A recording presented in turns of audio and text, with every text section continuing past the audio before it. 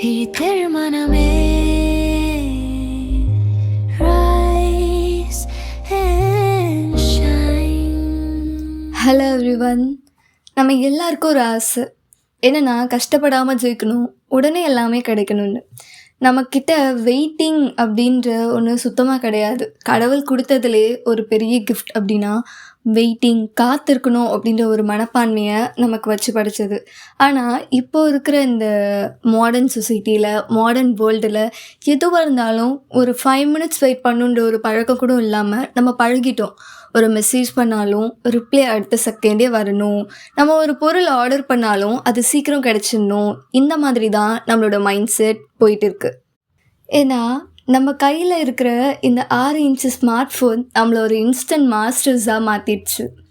உடனே நம்ம போட்ட ஒரு ரீல்ஸ்க்கு லைக் வரணும், உடனே கமெண்ட் வரணும், உடனே வைரல் ஆகணும். இது எல்லாமே நமக்கு பழகிடுச்சு. உடனே கிடைச்சாதான் அது நிலைக்குன்ற மாதிரி நம்மளோட மைண்ட் செட்டை நம்ம மாற்றிக்கிட்டோம். ஆனால் உடனே வர்றது எதுவுமே நமக்கு நிலச்சிருக்காது. இன்றைக்கி நம்ம பார்க்க போகிற கதை வெறும் கதை இல்லை, இது உங்கள் லைஃபோட climax. Welcome to the longest and most powerful episode of voice of victory. நம்ம ஹீரோ விக்கிக்கு ஒரு தாரக மந்திரம் இருக்குது. ஏன் லேட், இப்போவே வேணும், இதாங்க.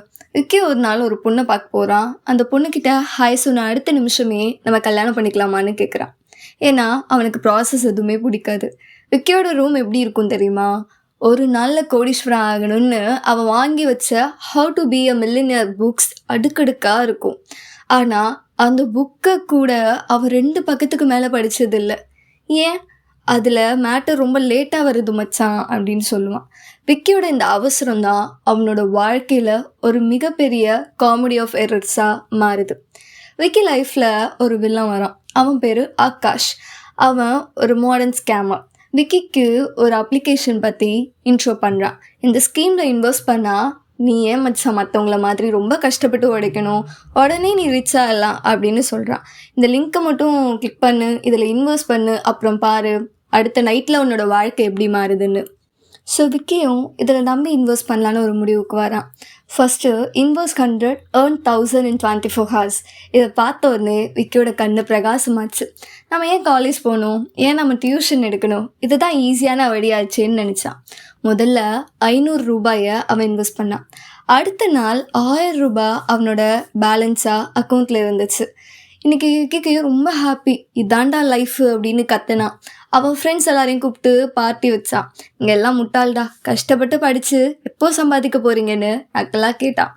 விக்கிக்கிட்ட அவங்க அப்பா ஒரு காலேஜ் ஃபீஸ்க்காக 1 லட்சம் சேர்த்து வச்சுருந்தார். விக்கி யாருக்கும் தெரியாமல் அந்த மொத்த பணத்தையும் அந்த ஆப்பில் இன்வெஸ்ட் பண்ணிட்டான். அவன் கனவுல புது கார், புது பங்களா, இது எல்லாமே வந்துச்சு. ஆனால் அடுத்த நாள் காலையிலே ஆப் பேஜ் ஓப்பன் பண்ணால் 404 error, பேஜ் நாட் ஃபவுண்ட். விக்கியோட எதையும் ஒரு நிமிஷம் நின்றுடுச்சு. அவனோட பணமும் போச்சு, அவனோட மானமும் போச்சு. அந்த ஆப் ஒரு இன்ஸ்டன்ட் ட்ராப். அவன் உடனே பணக்காரன் ஆகணும்னு நினச்ச அந்த பேராசை தான் அவனை நடுத்தெருவில் நினைச்சு. அந்த பணத்தை தொலைச்சதுக்கப்புறம் விக்கி அனுபவிச்ச அந்த 3 மாதம் இருக்கே, அது ஒரு நரகம். அப்பா முகத்தை பார்க்க முடியல, ஃப்ரெண்ட்ஸ் கிட்ட காசு இல்லைன்னு சொல்ல முடியல. விக்கிக்கு சிக்காகிற மாதிரி இருந்துச்சு. நான் எதுக்கு உயிரோடு இருக்கேன் அப்படின்னு நினைக்கிற அளவுக்கு போயிட்டான். காலைல எழுந்தாலே ஒரு பயம், அந்த 5 லட்சத்தை எப்படி திருப்பி கொடுப்போம் அப்படின்னு. சாப்பாடு இறங்கலை, தூக்கம் வரலை, நிம்மதியாக இருக்க முடியல. அவனோட அந்த இன்ஸ்டன்ட் கனவு இப்போ ஒரு பெரிய சுமையாக அவன் முதுக அழுத்துச்சு. விக்கி அந்த 3 மாதத்தில் கற்றுக்கிட்ட விஷயம், ஷார்ட்கட்டில் வர்ற சந்தோஷம் ஒரு நாள் உங்களை அசிங்கமாக அழ வைக்குன்னு. அவனோட அந்த ஈகோ இப்போ மண்ணோட மண்ணாக போயிருந்தது.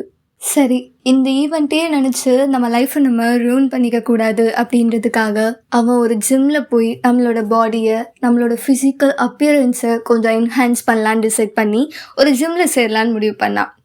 நம்ம ஹீரோ மாதிரி பாடி பில்டப் பண்ணணும் அப்படின்னு. உடனே பக்கத்தில் இருக்கிற ஒரு ஹைடெக் ஜிம்மில் சேர்ந்தான். ஜாயின் பண்ண நாளே அவன் பண்ண அலப்பறை இருக்கே. ஜிம்முக்கு போன 5ஆவது நிமிஷம் ஒரு செல்ஃபி எடுத்து இன்ஸ்டாவில் போடுறான்.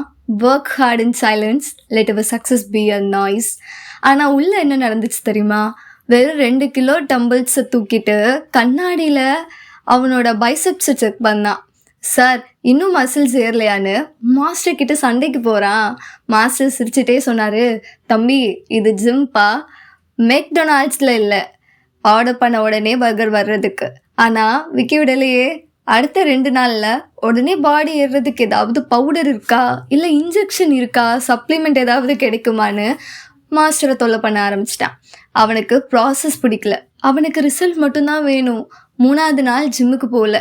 கேட்டால் பாடி ரொம்ப வலிக்குது மச்சான், இந்த ஒர்க் அவுட்லாம் நமக்கு செட் ஆகாதுன்னு ஒரு எக்ஸ்கியூஸ். இதுதான் விக்கியோட செகண்ட் தோல்வி. ஆனால் அவனுக்கு அது புரியல. ஜிம் கோட்டை விட்டது இல்லாமல் அவன் நெக்ஸ்ட்டு திரும்பவும் அவனோட பாஸ்ட்டை நினச்சி ஃபீல் பண்ண ஆரம்பிச்சிட்டான். நம்மளால் ஒரு பைசா ப்ரோஜனம் இல்லையே, நம்ம என்ன பண்ணாலும் அதில் ஏன் ஒரு டவுன்ஃபால் வருது, நம்மளால் சக்ஸஸ் அப்படின்றத ஒரு அளவுக்கு கூட ரீச் பண்ண முடியலையே. ஒரு ஃப்ரெண்ட்ஸாக இருக்கட்டும், ஃபேமிலிஸாக இருக்கட்டும், யாருக்கும் நம்மளால் சப்போர்ட் பண்ண முடியாமல் நான் யாருன்றதையே தொலைச்சி ஒரு இடத்துல நிற்கிறேனே அப்படின்ற மாதிரி அவன் ரொம்ப ஃபீல் பண்ண ஆரம்பிச்சிட்டான். அதே திங்க் பண்ணிவிட்டு மைண்ட் கொஞ்ச நேரம் ரிலாக்ஸாக அமைதியாக இருந்தால் போதும் அப்படின்னு ஒரு பார்க்குக்கு போகிறான். அந்த பார்க்கில் போய் உட்காந்து அவன் மாட்டும் அந்த இயற்கையை ரசிச்சுக்கிட்டே யோசிச்சுட்டு இருக்கான். விக்கி அந்த பார்க்கில் உட்காந்துட்டு இருக்கிறப்ப ஒரு வயசானவரை சந்திச்சான். அவர் சொன்ன அந்த சைனீஸ் பேம்புவோட கதை விக்கியோட மொத்த உலகத்தையும் மாற்றிடுச்சு. விக்கி, இந்த மூங்கில் மரம் இருக்கு இல்லையா, இது 5 வருஷமாக பூமிக்குள்ளே தண்ணி மட்டும் குடிச்சிட்டு தான் இருக்கும். வெளியே ஒரு புல்லு கூட முளைச்சிருக்காது, ஒரு இன்ச்சு கூட அது வளர்ந்தது வெளியே தெரியாது. ஆனால் 5 வருஷத்துக்கு அப்புறம் வெறும் 6 வாரத்தில் 80 அடி வரைக்கும் அது ஈஸியாக வளர்ந்துடும்பா. அந்த 5 வருஷமும் அது மண்ணுக்குள்ளே தூங்கியிருக்காது, தன்னோட வேரை, அதாவது அதோட ரூட்ஸை பலப்படுத்திக்கிட்டே இருந்துச்சு. நீயும் அப்படிதான்.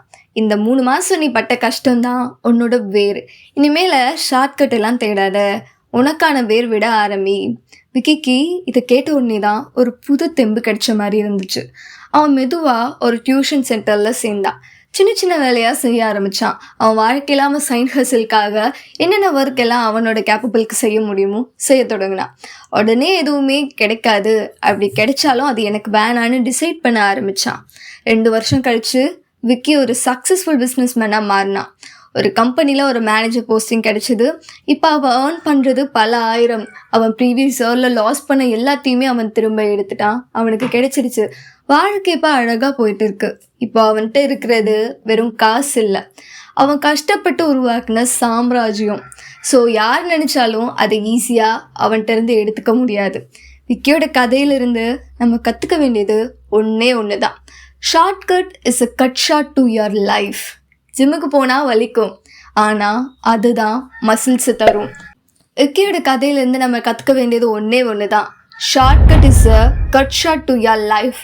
ஜிம்முக்கு போனால் வலிக்கும், ஆனால் அதுதான் மசில்ஸ் தரும்.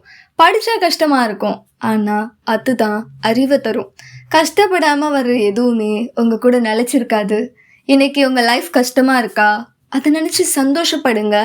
ஏன்னா எனக்கு இப்படி ஒரு தொல்லை, இப்படி ஒரு வாழ்க்கை எனக்கு ஏன் தான் அந்த கடவுள் தந்தார் அப்படின்னு ப்ளேம் பண்ணுறது நிறுத்து. ஏன் இப்படி வெல்த்தி பேரண்ட்ஸ் எனக்கு கிடைக்கல, நான் நினச்ச ஒரு லைஃப் ஸ்டைல் எனக்கு கிடைக்கலன்னு வரி பண்ணாமல் நீ இப்போ கஷ்டப்படுறனா அதுதான் உனக்கான ஒரு strong foundation and the future விக்ட்ரிக்கான ஒரு பேஸாகவே இருக்க போகுது. அதை நினச்சி நீ சந்தோஷப்படணும். நீங்கள் வேர் விட்டுட்டு இருக்கிறீங்க, மூங்கில் மரம் மாதிரி நீங்களும் ஒரு நாள் 80 அடி உயரத்துக்கு வளருவீங்க. அந்த வெற்றியை இந்த உலகமே பார்க்கும். இந்த ஜேர்னியில் நீங்கள் எப்போவுமே தனியாக இல்லை. ஸோ வாய்ஸ் ஆஃப் வெற்றிக்கு சப்ஸ்கிரைப் பண்ணி நம்ம ஃபேமிலியில் ஜாயின் பண்ணிக்கோங்க. Daily fun, motivation plus reality பற்றி நம்ம நிறைய பேசுவோம். தேங்க்யூ.